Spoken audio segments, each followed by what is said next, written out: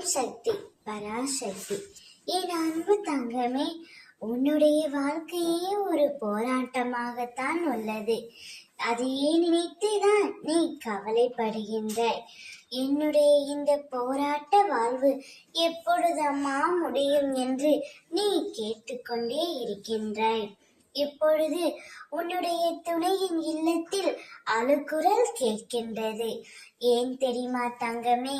உன்னை கஷ்டப்படுத்தி சென்ற உன்னுடைய துணையின் இல்லத்தில் அவர்கள் மட்டும் எப்படி நிம்மதியாக இருக்க முடியும்? நீ மட்டும் அவரை பிரிந்து இவ்வளவு கஷ்டப்பட்டு கொண்டிருக்கின்றாய். ஆனால் அவரோ மகிழ்ச்சியாக இருக்கிறார் என்று நீ நினைத்தாய் அல்லவா?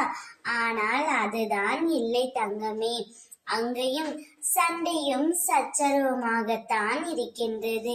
எப்பொழுது உன் உண்மையான அன்பை உதாசீனப்படுத்தி சென்றாரோ அப்பொழுதே அவருக்கு கெட்ட நேரம் ஆரம்பித்து விட்டது தங்கமே.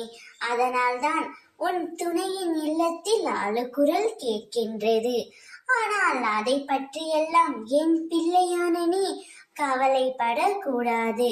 உன் அன்பை புரிந்து செல்லாதவர்களுக்காக உன் மதிப்பை நீ விட்டு கொடுக்காதே.